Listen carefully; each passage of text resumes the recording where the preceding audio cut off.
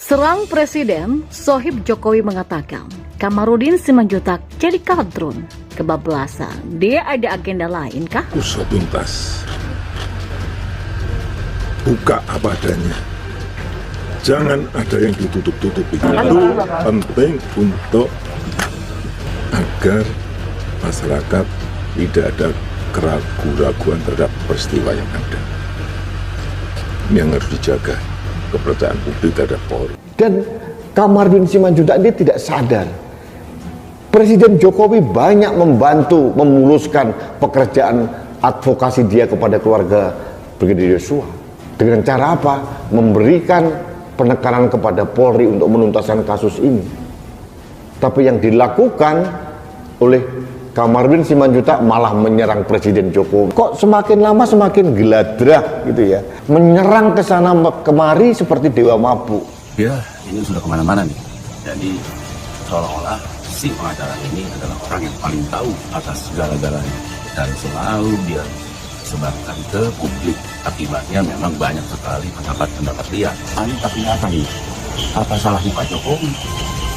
Dan Pak Jokowi sudah ikut campur di situ, mengatakan bahkan sampai 4 kali supaya dibuka, tuntas, terbuka dan transparan, keadilan perlu ditegakkan.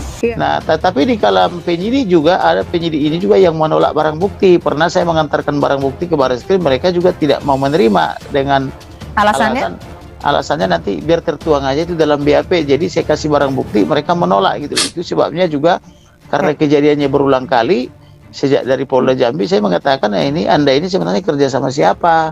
Kerja sama Polri atau kerja sama oknum jenderal tertentu, kan begitu. Rasan-rasannya itu kalau di Polri ya Pak Sambo itu memang praktis bintang 5 karena semuanya takut pada dia.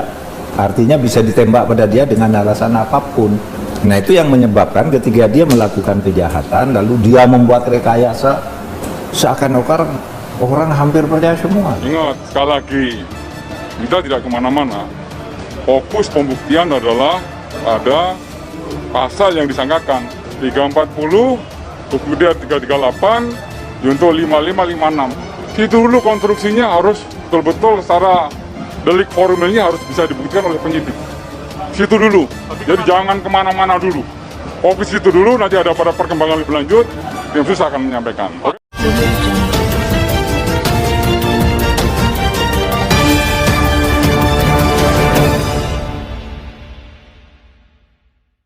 Ya, pengacara Brigadir Joshua Kamarudin Simanjuntak menjadi kadal gurun atau kadrun karena telah menyerang secara brutal Presiden Joko Widodo. Pernyataan Kamarudin sudah melebar kemana-mana, termasuk menyerang secara brutal Presiden Jokowi. Kamarudin menjadi kadrun, ini dikatakan koordinator Sohib Jokowi itu Markono Joyodipo dalam pernyataan kepada suaranasional.com. Menurut Markono, Kamarudin mencari panggung dengan menyerang Presiden Jokowi. Kasus Sambo sudah diselesaikan secara cepat oleh Kapolri atas perintah Presiden Jokowi. Jelas Markono. Markono juga mengatakan berbagai pernyataan Kamarudin dalam menangani pembunuhan Brigadir Joshua adalah melebar kemana-mana. Orang sudah nggak tertarik lagi dengan Kamarudin, apalagi sudah menjadi kadrun, ujarnya.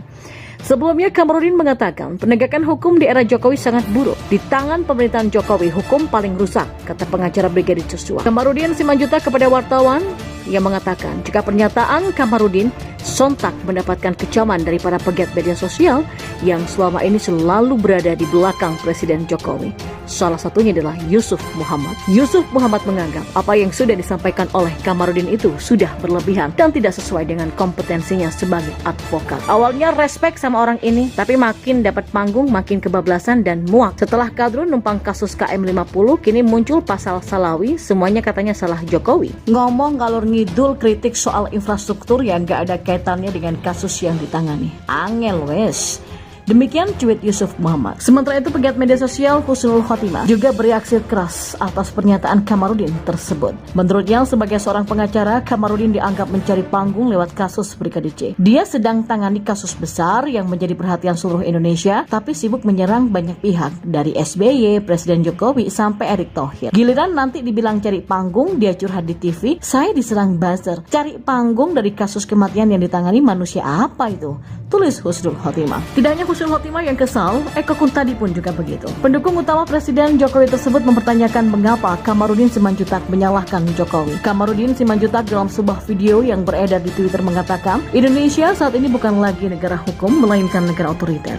Ini bukan negara hukum lagi, melainkan negara otoriter atau negara kekuasaan, kata Kamarudin Simanjuntak. Menurut mantan pengacara Muhammad Kece tersebut, kerusakan hukum di era Jokowi sudah sangat parah. Rusak sudah hukum ini. Pokoknya di tangan pemerintahan Jokowi, penegakan hukum paling rusak. Jadi tolonglah Pak Jokowi sebagai kepala negara dan kepala pemerintahan, dibina nih mereka ini lewat saluran-saluran yang resmi, ujarnya. Pernyataan inilah yang membuat beberapa pihak bereaksi, terutama para pendukung Presiden Jokowi di sosial media. Salah satunya Eko Kuntadi. Ia mempertanyakan mengapa Kamarudin Simanjuntak menyalahkan Jokowi. Loh, kok Jokowi? Tulisnya di akun Twitternya, mengomentari video pernyataan dari Kamarudin Simanjuntak. Para follower Eko Kuntadi pun ikut merespon pernyataan Kamarudin Simanjuntak. Ngomongin hukum kok Pak Jokowi lagi yang diseret, kebablasan. Komentar salah satu akun. Atau akun lain yang mengatakan, terlalu banyak dikasih panggung ini orang, jadi seenak udelnya nembak sana sini.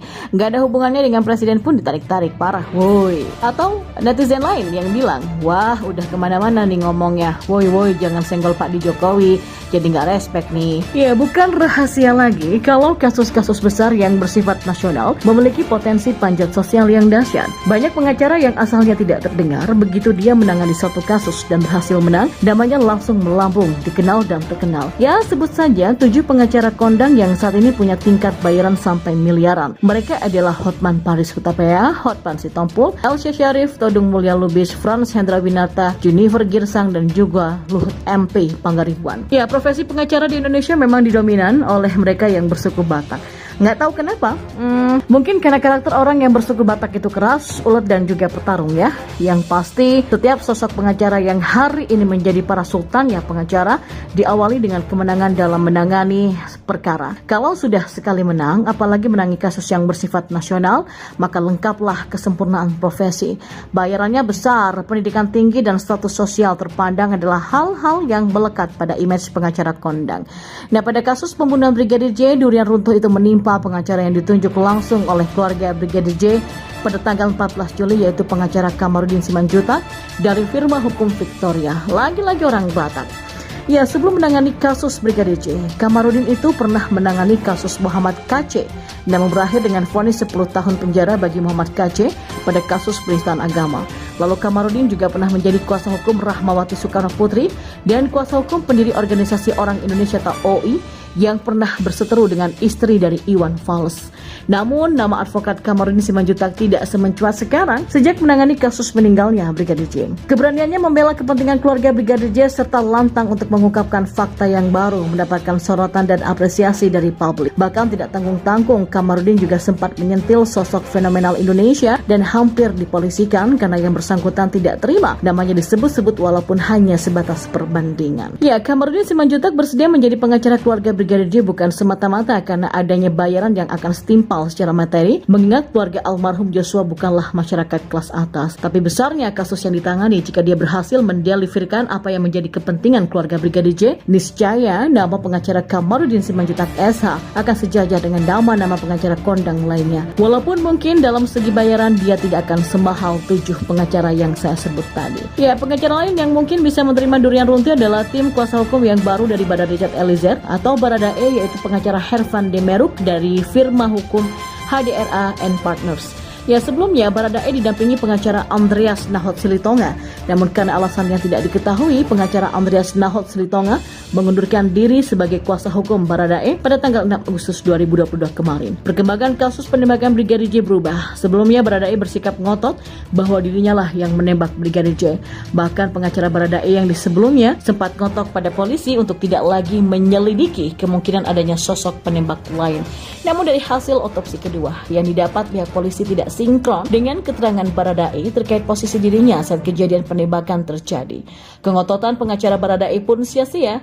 Sejak Baradae ditangani oleh pengacara baru dari firma hukum HDRA and Partners, Hervan Demeruk, media memberitakan bahwa Baradae siap untuk menjadi justice collaborator. Justice collaborator atau JC adalah pelaku tindak pidana yang bekerja sama dengan aparat hukum untuk membongkar kasus itu. Keputusan Baradae bisa dikatakan sebuah keputusan yang sangat berani, apalagi dirinya merupakan saksi kunci dari peristiwa yang menewaskan kawan sejawatnya. Jika Baradae tidak tidak didampingi oleh para pengacara yang handal, niscaya kondisi Baradae akan menjadi sangat berbahaya. Menurut para pengacaranya, Baradae perlu dilindungi. Mereka pun berencana untuk mengajukan perlindungan ke LPSK untuk Baradae.